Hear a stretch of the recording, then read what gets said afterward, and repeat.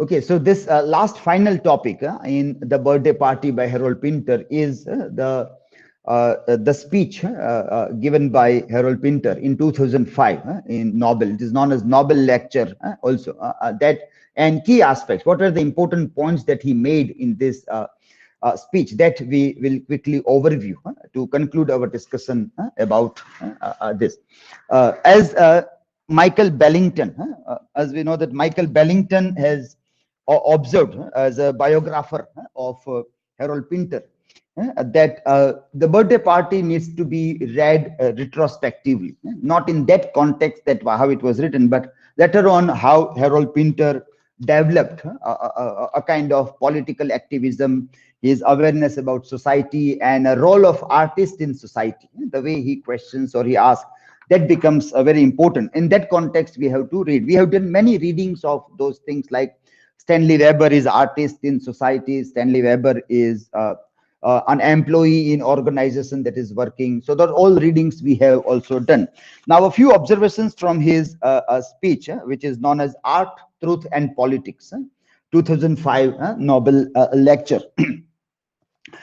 So he writes in this article, he begins that in 1958, I wrote the following: there are no distinctions between what is real and what is unreal, nor between what is true and what is false. A thing is not necessarily either true or false. It can be both true and false. This is the way of looking at any artist's way of looking. Any literary writer will look at the thing that nothing is either good or bad. Thinking makes it so. A very famous sentence written by William Shakespeare in Hamlet. The same way here also, it says the thing is not necessarily either true or false. It can be both true and false. I believe that these assertions still make sense and do still apply to the explorations of reality through art. So he says that when you are making an exploration of reality, or you can say truth, reality or truth or fact through art, when you are questioning these all things through art, then it is a very important question whether there is anything which we call it right or wrong, the questions of right and wrong. And you can say that nothing is either right or wrong, nothing is either good or bad, nothing is either true or false. But then these are important explorations when you are doing it as an artist, doing it as an artist, not as a citizen, not as a citizen. As an artist, you have to remain in this realm of the idea that nothing is either good or bad, nothing is right or wrong, nothing is true or false. Your quest for truth has to have this in the mind. When you are an artist, not as a citizen, that is the difference that he tries to make here. So he writes there, so as a writer, I stand by them, but as a citizen, I cannot stand by this as a citizen. As a citizen, I must ask what is true, what is false. As a citizen, I will have to ask what is true, what is false. Truth in drama is forever elusive. And a very interesting paragraph about truth in drama, truth in literature, very elusive truth. And it's a very interesting paragraph to also understand literature. Yes, literature do not deal with truth the way truth is. You will always be in this realm of right, wrong, true, false. You will give perspectives of things. This can be seen in that way or that way. So even in this play, Birthday Party, as an artist, Harold Pinter do not say that Stanley Weber is innocent and Ned Goldberg is to be blamed, or Mencken is to be blamed, or Monty is to be blamed. No, he do not say that clearly. He will keep right and wrong confused or elusive. That as an artist, I can't see that clearly. I have to present it objectively. I can't take the sides as an artist like as a citizen. As an artist. So that is very important. This idea that as an artist I am something, as a citizen I am something else. As a citizen, I have a concern for right and wrong. I can write about those things in art also. But when it becomes an art, then it should remain objective. It should remain objective also. The truth in drama is forever elusive. You never quite find it, but the search for it is compulsive. The search is clearly what drives the endeavor. The search is your task. More often than not, you stumble upon the truth in the dark, colliding with it or just glimpsing an image or a shape which seems to correspond to the truth, often without realizing that you have done so. Suddenly you may group into the truth, dark room, and suddenly you may stumble upon truth, and you may find, I got it. And then again it can escape. Again the truth can escape from the hand of the artist. But the real truth is that there never is any such thing as one truth to be found in dramatic art. There is nothing like one truth to be found in dramatic art. Many times we have seen this earlier also, that art in truth, we give the example of elephant and the blind man, or the object in the center of the room and surrounded by the artist, painters painting the object. Everybody has a different picture. What is truth of dramatic art? What is the truth of those things? That all we have seen. That is what he is making a point here. There are many. These truths challenge each other, recoil from each other, reflect each other, ignore each other, tease each other, are blind to each other. Sometimes you feel you have the truth of a moment in your hand, then it slips through your fingers and is lost. I have often been asked, Pinter writes, I have often been asked how my plays come about. I cannot say, nor can I even sum up my plays, except to say that this is what happened, that is what they said, that is what they did. These characters, this event, that is what they did. I can't sum up my plays. I always start a play by calling the character A, B, and C. It's a strange moment, the moment of creating characters who up to that moment have had no existence. What follows is fitful, uncertain, even hallucinatory, although sometimes it can be an unstoppable avalanche. The author's position is an odd one. In a sense, he is not welcomed by the characters. The characters resist him. They are not easy to live with. They are impossible to define. See, artist, this characters and the creator of the characters. He says the relations are not easy with these characters. You certainly can't dictate to them. Once you create a character, then they will have their own mind. They will behave in their own way. The dramatist will say, now it is out of my control. This character will do that in that situation, and I will have to allow that character to do that in a given situation. Now I can't control that character. To a certain extent, you play a never-ending game with them. Cat and mouse, blind man's buff, hide and seek. Cat and mouse, blind man's buff, hide and seek. But finally, you find that you have people of flesh and blood on your hands, people with will and an individual sensibility of their own, made out of component parts you are unable to change, manipulate, or distort. Yeah? So he talk about truth in art and characters in art, drama, dramatic art, characters, and that what he speaks in the beginning. So he makes that point clear that we'll find there is no right, wrong. You don't have control over characters. You don't have control over truth as an artist. So language in art remains a highly ambiguous transaction, a quicksand, a trampoline, a frozen pool, which might give way under you, the author, at any time. So this is language in art. But as I have said, is coming down to this point of being citizen. As I have said, the search for the truth can never stop. It can not be adjourned. It cannot be postponed. It has to be faced right there on the spot.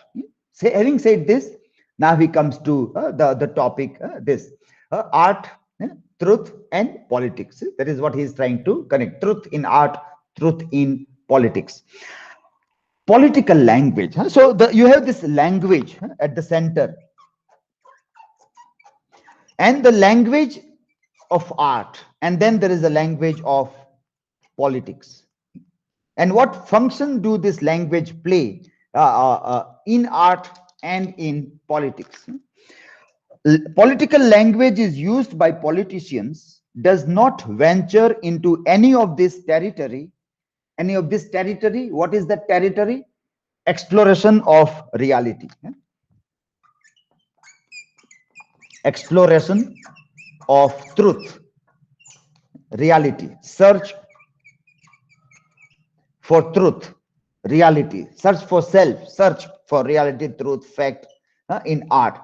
Political language has nothing to do as far as exploration is concerned or search for truth is concerned. Does not venture into any of these territory, since the majority of politicians, on the evidence available to us, are interested not in truth but in power. They are not interested in truth. So what art has to do is constantly in search of truth, and they do through language, through this. But what is this politics using when they use language? It is their search for power. It is not truth. It is the power that they crave through the language.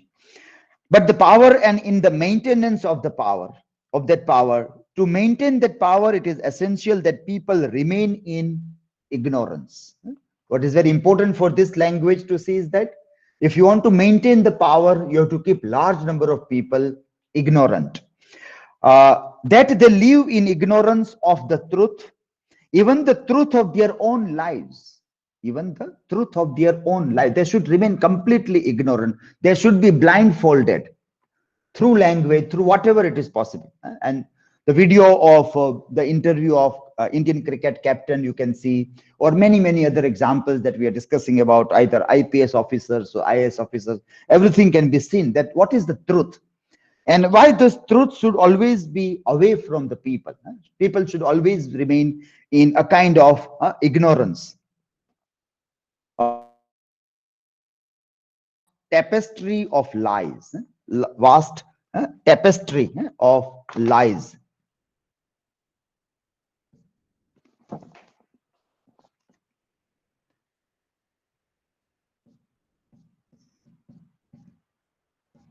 And what is supporting this? It is supported by political language, language used by politicians. As every single person here knows the justification, so he gives examples, then he proves the example, and he is very bold. Harold Pinter is very bold. He was almost near his death in 2008. He passed away, and it was in 2005 he was giving this speech. 2008 he passed away. So, well, he was not left with many years to live when he says that, but many other people might have still many more long years to live before articulating his language. That is, so he gave examples about what United States did in Iraq or Iran, or there are direct reference to Saddam Hussein.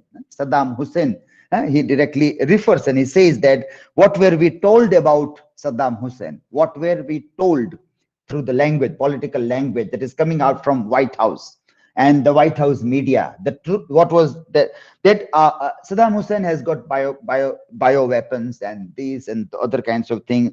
What is the relation between Al Qaeda and Iraq? And what are we told? What were we told?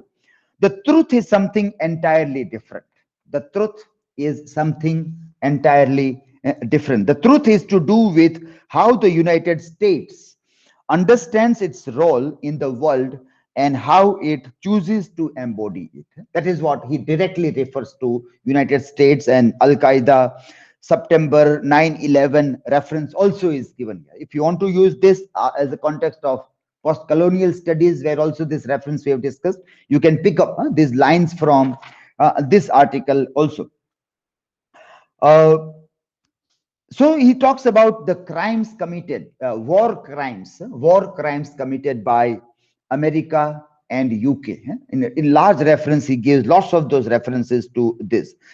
Direct invasion of sovereign state. This is the another paragraph that begins with this line: direct invasion of a sovereign state has never, in fact, been America's favored method. They do not directly attack the nations. In the main, it has preferred what it has described as low intensity conflict. Low intensity conflict, and then you have this contra being sent, and then lots of civil war going on in the countries, and within those civil wars, it is felt that, well, we need help of America. Without the help or intervention of America, this matter will not be sorted out. And so you invite them, and then they come, and then they never go. And then the entire fabric of the land, of culture, of society, the politics is completely destroyed. Also, those many of the examples are given. One example in a similar way is about Nicaragua. The tragedy of Nicaragua was a highly significant case. I choose to offer it here as a potent example of America's view of its role in the world, both then and now. I was present at a meeting at the US Embassy in London in the late 1980s. The United States Congress was about to decide whether to give more money to the Contras in their campaign against the state of Nicaragua. As we have seen the image of Contras, that they are the armed fighters. They are in a way a terror group supported. Whether that money, more money America should give to these armed fighters in their own country when they are doing weapons and training of weapons and violence and everything that goes around Contras. I was member of the delegation speaking on behalf of Nicaragua. But the most important member of this delegation was Father John Metcalf. The leader of the US body was Raymond Seeds.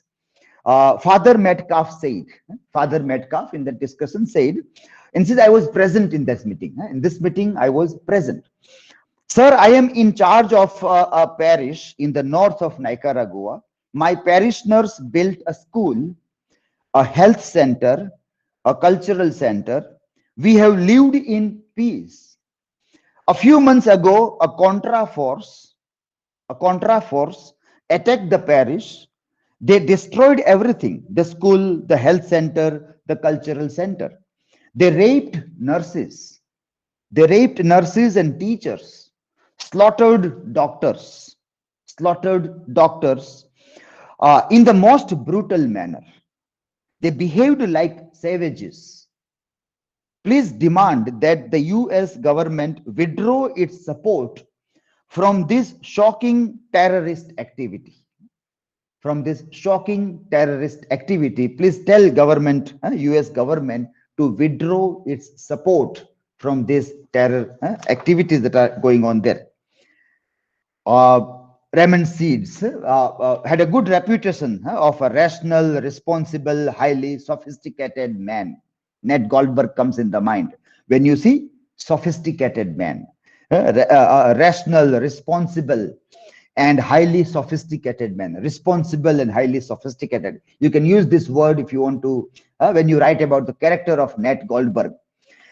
He was greatly respected in diplomatic circles. He listened, paused, and then spoke with some gravity. Father, he said, let me tell you something. In war, innocent people always suffer. That was the answer given by this. There was frozen silence. We stared at him. Its prose also is very dramatic. Pinter's writing. We stared at him. He did not flinch. Innocent people indeed always suffer. Finally, somebody said after that meeting, he says, but in that case, innocent people were the victims of gruesome atrocities subsidized by your government. One among many. If Congress allows the Contras more money, further atrocities of this kind will take place. Is this not the case? Is your government not therefore guilty of supporting acts of murder and destruction upon the citizens of a sovereign state? Seeds was imperturbable. You can't move him. He was there. I don't agree with the facts as presented. Support you as presented, support your assertions. He says, but what you are telling is fine, but there are no enough facts. What you are saying is not true in a way. That in Nicaragua, Contras are doing all these atrocities and murder. And it's almost like a terror group. He says there are no enough evidences of those things. As we were leaving the embassy, Pinter writes, as we were leaving the embassy, and it's very interesting, small episode. Here he says the U.S. aide, who was a part of that committee representing United States government, told me, that person told me that he enjoyed my plays. Ekad vyakti eમાંથી બોલે છે કે he enjoyed, that he enjoyed my plays. Pinter ને કદાચ સારું લાગે એટલે કોઈ કહે છે કે your plays are very good, he enjoyed my plays. I did not reply. I did not reply. There.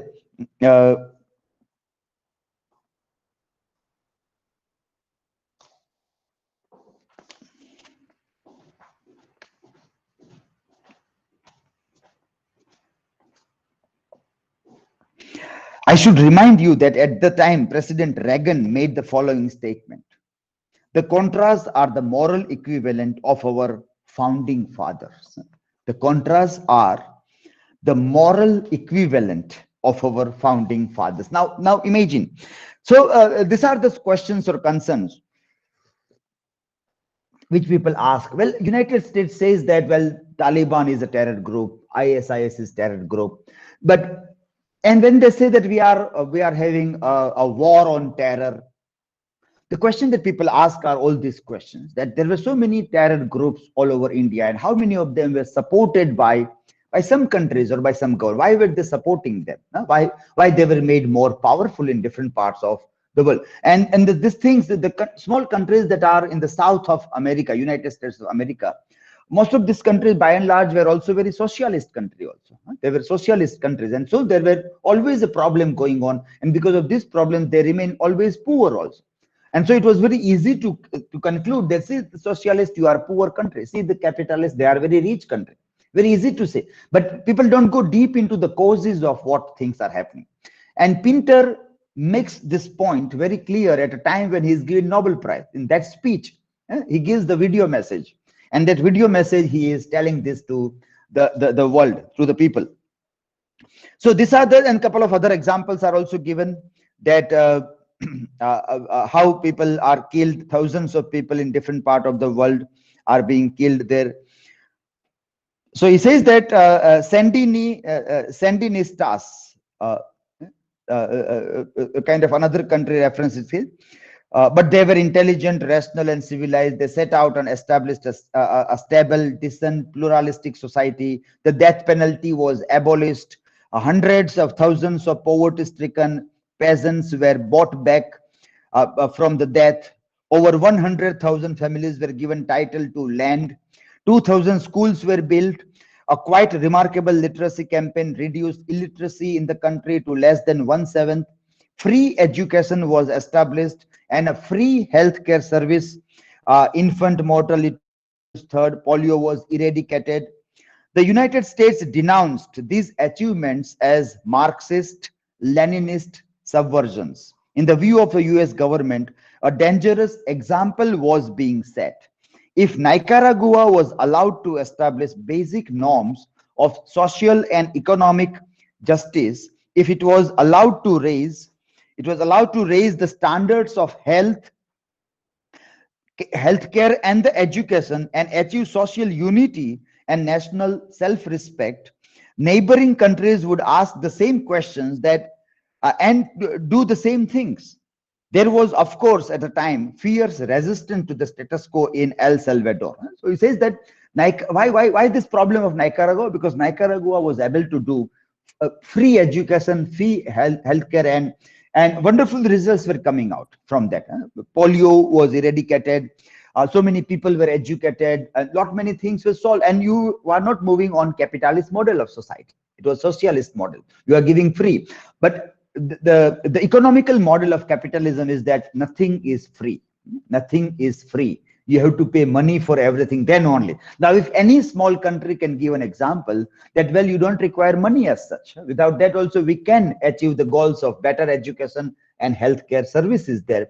Then other people will start asking that, why should we pay then? If there is a good model, then you have to destroy that model. That model is to be completely destroyed. So he says tapestries of lies that surrounds President Reagan and the totalitarian kind of thing that it is given there. I skip couple of paragraphs. And so there are lots of more example about this, that democracy, how we see, and for the prevailing of democracy or other thing, how it keeps on telling that. Hundreds of thousands of deaths took place throughout these countries. Countries like, the list of those countries are given, as I think somebody was asking, no, that what are these? I think Kavisha was asking that if these are these countries, then which are these other countries in terms of MAG or PT that we find. So you have this list here.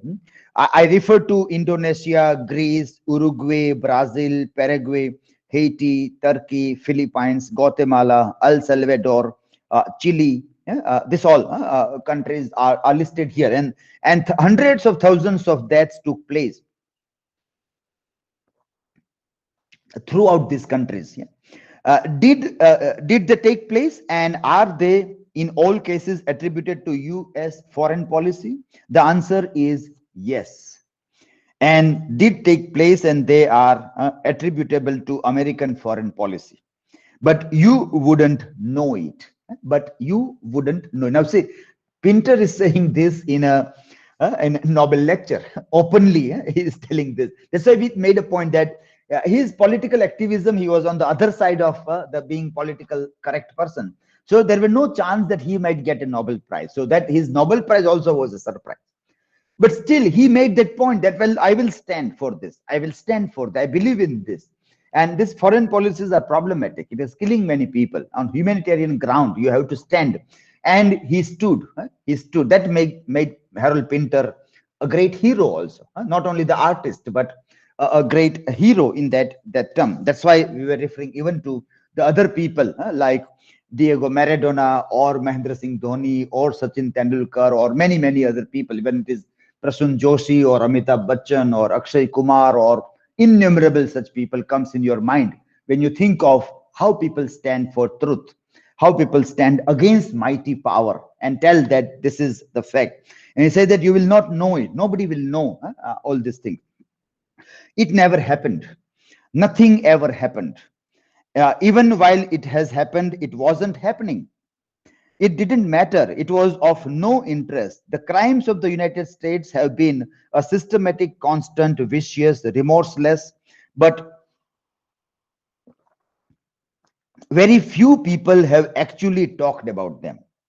You have to hand it to America. It has exercised a quite clinical manipulation of power worldwide while masquerading as a force for universal good. It's a brilliant, even witty, highly successful act of hypnosis, like as if the entire world is in the hypnotic effect of America or all these great first world countries. And so they are in trance, as if they see that whatever is shown to us, that only is the truth. That is Meg. Meg is in trance. Meg is hypnotic about a wonderful birthday party. I put to you that the United States is without doubt the greatest show on the road.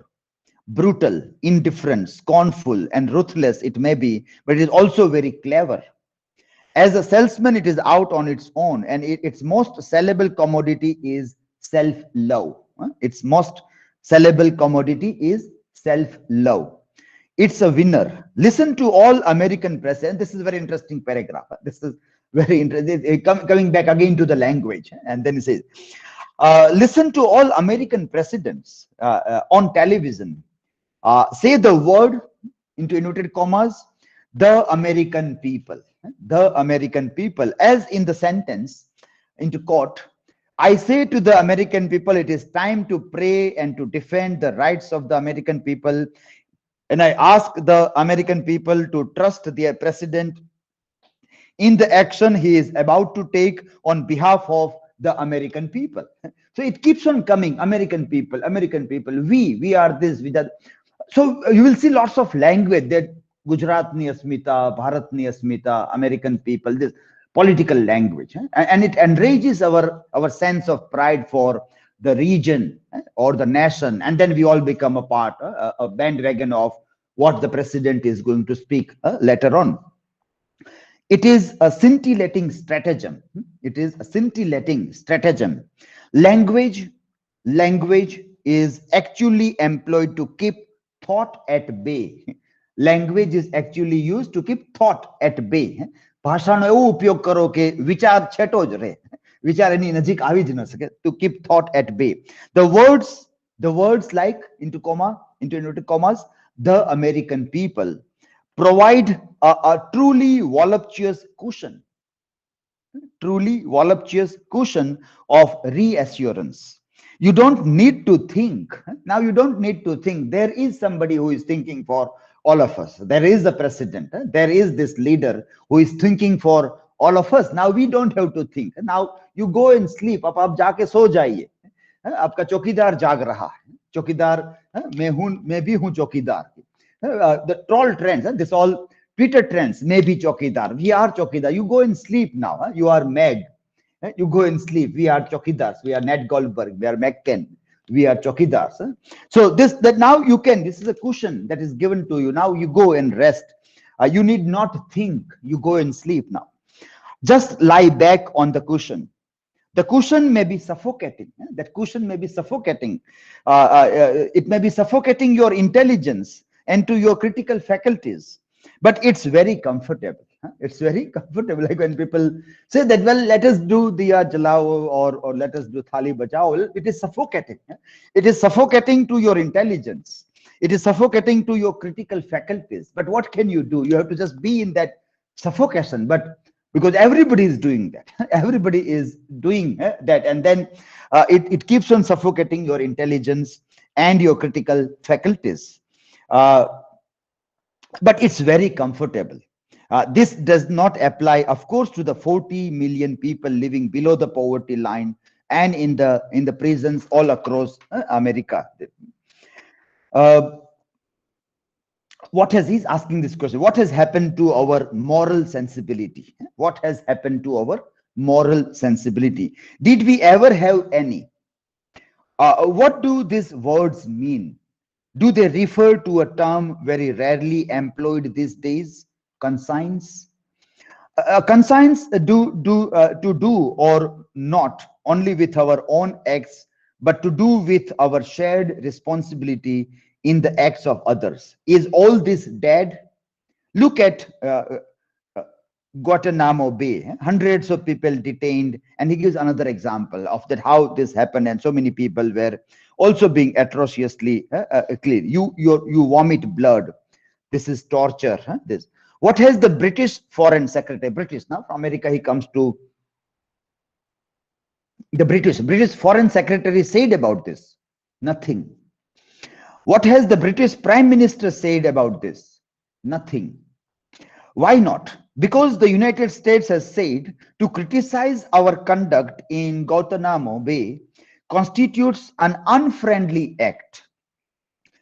You are either with us or against us. You are either with us or against us. So Blair shuts up. Tony Blair was Prime Minister of Britain, United Kingdom at that time. So he says that very openly America told that either you are with us or against us. So Blair shuts up.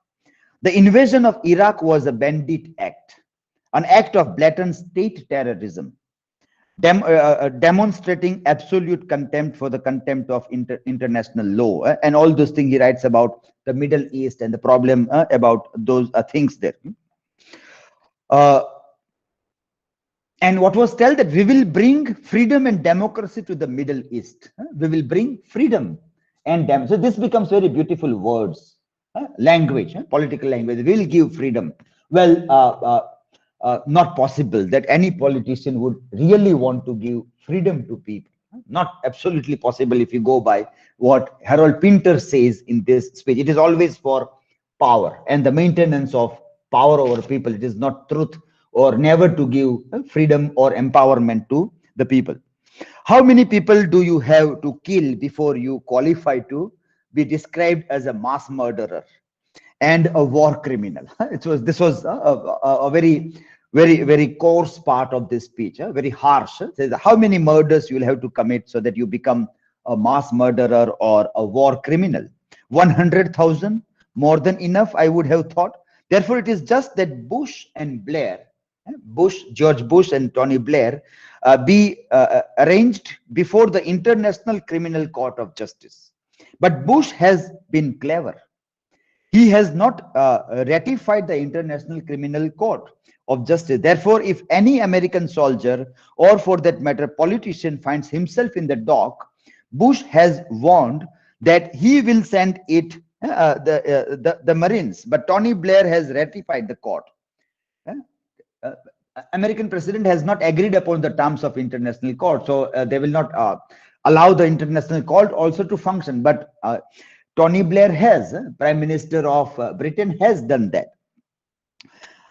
Therefore available for prosecution, and so Prime Minister of Britain is available for prosecution. Now see, there is an artist who is very bluntly saying all this thing in Nobel speech.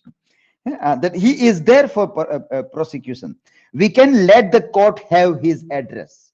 If they are interested, it is number 10 Downing Street, London. He says, if you don't know the address, let me give you the address where Prime Minister Tony Blair is living. Let me give you this address also. He gave the address also.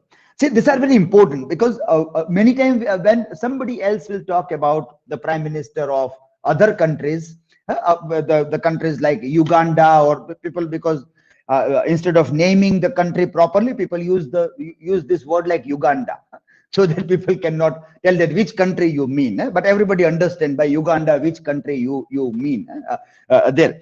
So people say that, well, this countries, and then if you want to sometimes those all fake post-colonial argument will come in this case also. At that time, you have to keep in mind that Harold Pinter, how was he demanding justice against his own government and his own people, also Western mighty powers, superpower nations, very wealthy countries, very developed countries, very developed. So it doesn't matter whether if you are developed means you are a great hero. You become a great hero if you have done a development in this or that area. It doesn't make any sense in terms of human development or justice or human rights and all those issues which are more important. Death in this context is irrelevant. Both Bush and Blair placed death well away on the back burners. At least 100,000 Iraqis were killed by American bombs and missiles before the Iraq insurgency began. So there is this part of this Iraq invasion and lots of those things there. I am skipping that part. You can later on read those few things given there. So this he gives, and then there's the direct reference, and he talks about politics and truth. At that time, he questions USA and UK. He's questioning the decision makers there. We can understand that this president or prime minister, they don't go to kill people. Obviously, they never go. Monty in this play will not go to do this kind of damages. It will be some other people like Ned Goldberg or McCann, and they will have their own anxieties that I have done something wrong to Stanley. So they will flutter. They will be afraid within their hearts.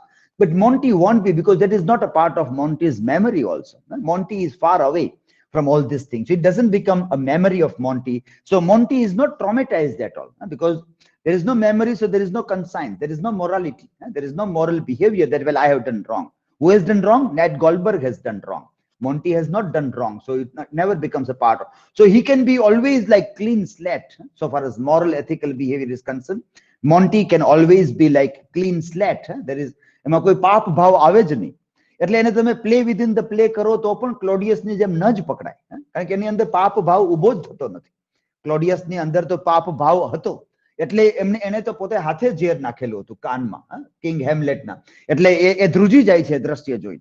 પણ જેને એ કર્યું જ ન હોય, મોન્ટીએ કર્યું જ નથી, તો એ ધ્રુજે પણ નહીં, એને કોઈ રીતે તમે પકડી ન શકો. You can never catch these kinds of people because their moral conscience is completely away, because this is not a part of their memory.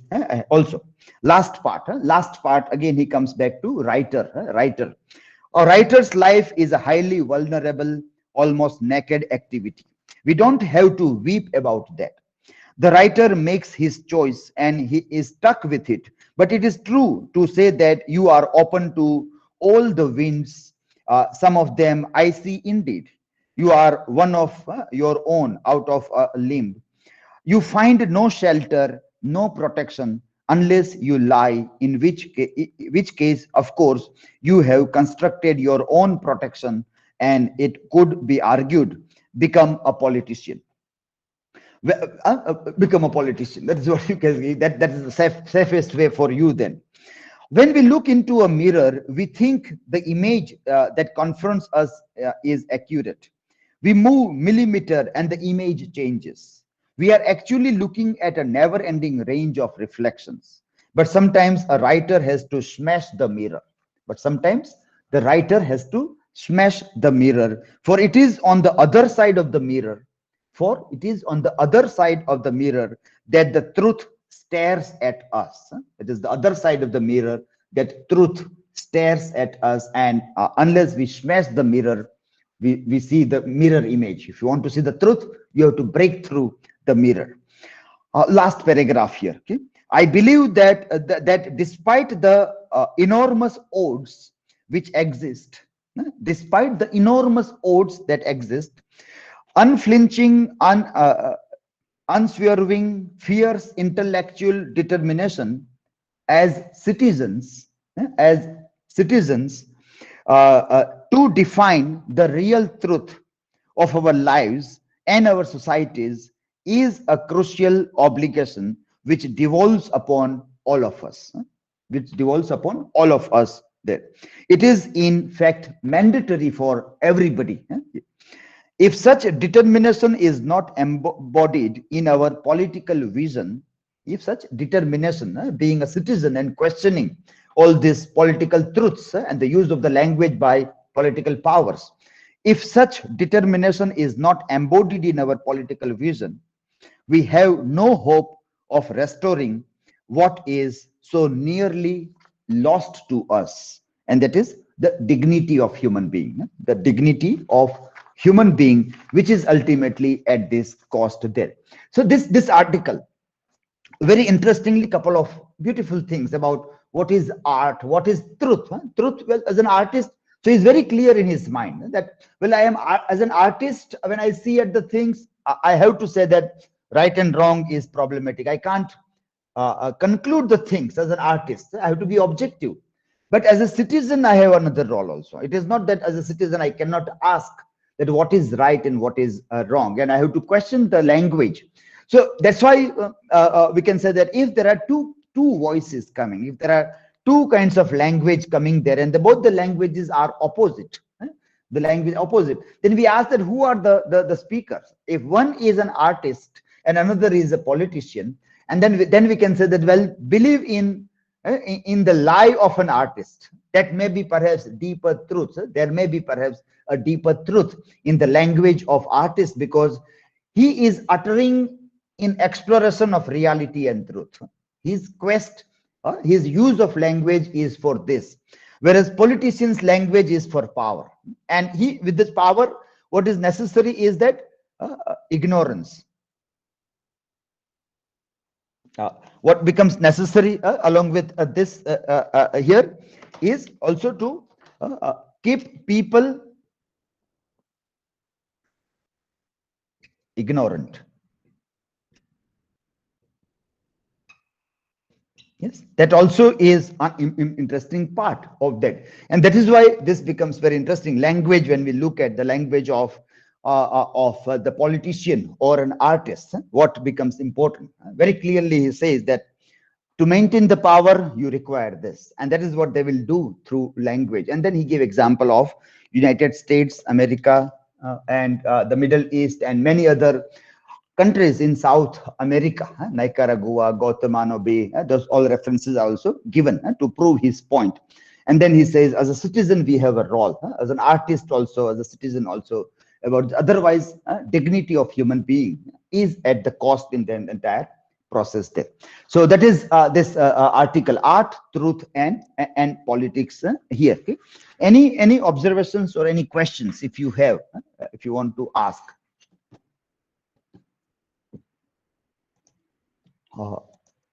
Anybody, any observations or any questions that if you want to raise, or any other questions also pertaining to the play, Birthday Party?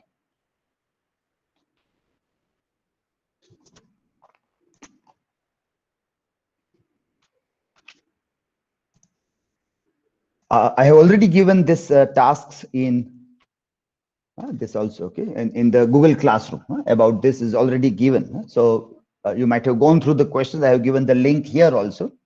So if you have any questions from that which you want to ask, then a teacher's blog link is given, worksheet is given. So I have one question. So in your syllabus side, there is certain characters and symbols named link. So there we are seeing that under symbols, it is written under spectacles that Stanley Weber won't have vision of Monty. Vision of Monty. So in what context it is written? Vision of Monty means? Vision of Monty. It is there, sir. Can you share the screen which is open? Otherwise, let me open this here. Yeah.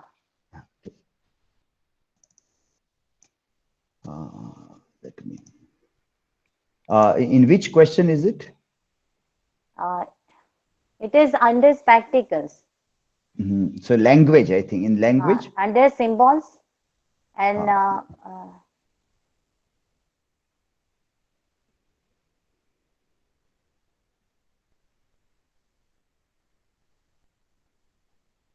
yeah, language. Full sentence. Three devices are there. What is the full? Stanley Weber won't have vision of Monty.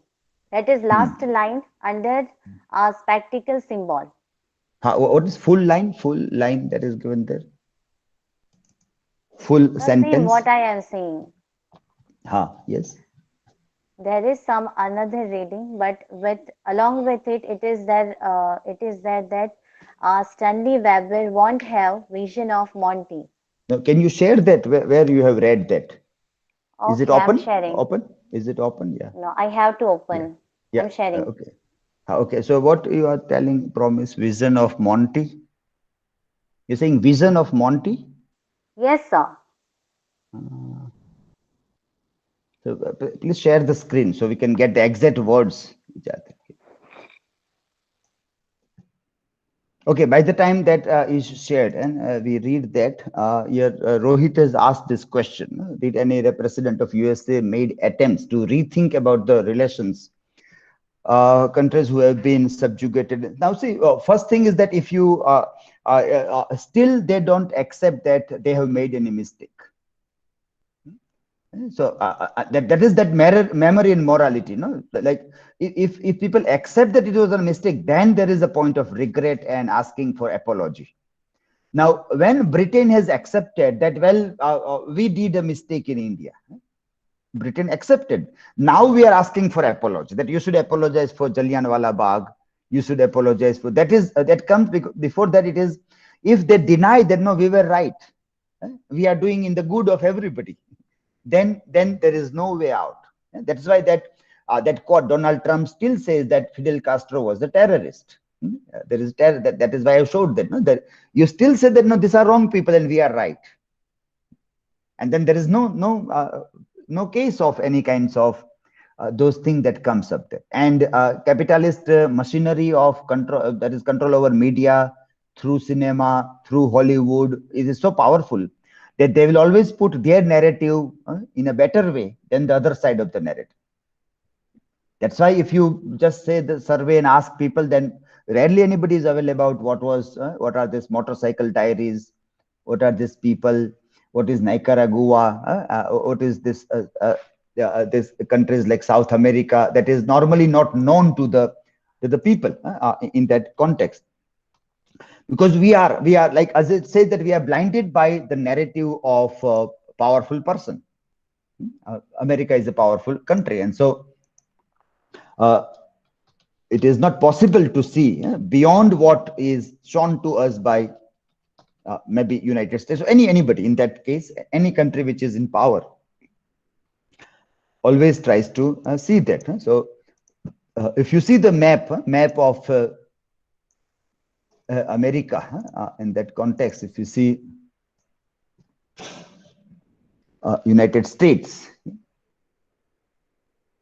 and see, this is a large country. No? This is United States is such a large and such a rich also. And then there is Mexico, as we have seen earlier, also the wall that goes there. And then Mexico, then you see Guatemala, Honduras, you see Nicaragua. Now, where is Nicaragua? It's so south of this American. There is this very tiny, no? There's Costa Rica, Panama. You see here Cuba. You see here Cuba, Bahamas, Haiti. Haiti is here.